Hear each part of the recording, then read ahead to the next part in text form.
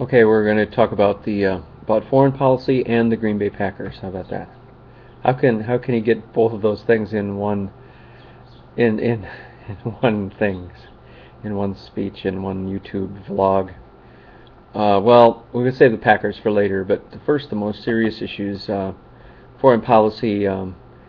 Barack Obama declared today the United States will do what we must to prevent Iran from acquiring a nuclear weapon, as UN Secretary General Ban Ki-moon warned against threatening attacks whose consequences could be devastating. Taking the podium at the United Nations 6 weeks before the U.S. presidential election, Obama sought to counter criticism of his foreign record by Republican rival Mitt Romney, who has accused him of mishandling the Arab Spring uprising, damaging ties with Israel, and not being tough enough on Iran. Obama also challenged world leaders to stand united against anti-American violence that has swept many Muslim countries in recent weeks, and to promote tolerance amid anger over a crudely made video that offended Islam. There are no words that excuse the killing of innocents, he said. Seeking to step up pressure on Iran, Obama told the UN General Assembly that there is still time for diplomacy, but time is not unlimited. His tough talk appeared aimed at easing Israeli concerns about U.S. resolve to curb Tehran's nuclear drive, as he reasserted before the world body he would never let Iran develop an atomic bomb, then simply contain the problem. But he stopped short of meeting Israeli Prime Minister Netanyahu's demand to set a specific red line that Iran must not cross if it's to avoid military action, and did not go farther in his rhetoric than previously. A nuclear-armed Iran is not a challenge that can be contained. It would threaten the elimination of Israel, the security of the Gulf nations, and the stability of the global economy. When he talks about the stability of the global economy, it's the stability of the world, really. So if you let a nuclear strike go, there's going to be a different kind of world. And we talked about the post 9/11 world. It's going to be even more different. And I saw a movie called The Road. It was based on Cormac McCarthy's Pulitzer Prize-winning novel, and it talks about a environmental slash terrorist disaster creating chaos on the streets, and people fighting for food, and people resorting to cannibalism, and I don't want to live in a world like that. That would be where the survivalists are the people patrolling the streets, and I guess if religion is right, then original sin is going to take over, and the evil in man is going to take over.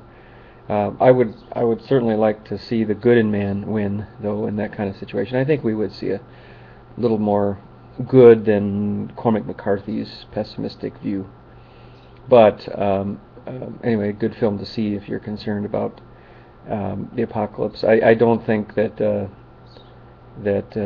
if there is something like that, I don't think Jesus is going to come out of the sky and save us. I think we have to save ourselves. So if that makes any sense, but so this Iran thing is pretty intense right now. Pretty intense. On Monday, the Iranian president said Israel has no roots in the Middle East and would be eliminated. So the White House said that the comments were disgusting. So you still have Ahmadinejad, who is just terrible for the world. He's awful. He's just awful for the world. Obama took a veiled swipe at him on Tuesday, saying the world must leave behind those who deny the Holocaust and reject Israel's right to exist. So, this hate in the Middle East goes on and on and on and on, and it's hard to break the chain of hate. And this has been going on since I was a young boy, or even before, in the Middle East. Problems and battles and hatreds and things like that. It's going to be, very tough. Mitt Romney said the United States must alter a foreign aid program that delivers tens of billions in assistance to countries around the world, saying that such funding should be tied to forcing developing countries to change their trade and economic policies. The Republican candidate said changes are needed to bring about change in the Middle East, where 4 Americans were recently killed at an American consulate in Libya. Our ambassador to Libya was assassinated in a terrorist attack, said Romney. His speech delivered in the at the Clinton Global Initiative jump-started a busy day for the presidential candidates who are crisscrossing one another in New York. Romney and Obama are both appearing on NBC today. Finally, last but not least, the terrible call.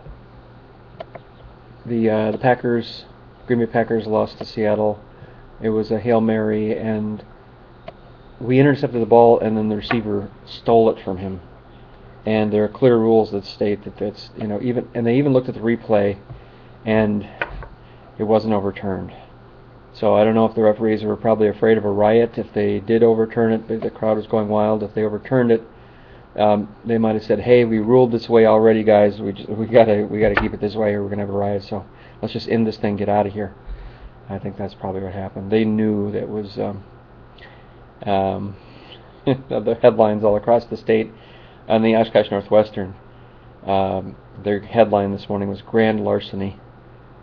So I mean, it's we are robbed, speechless, and serious. So over and out.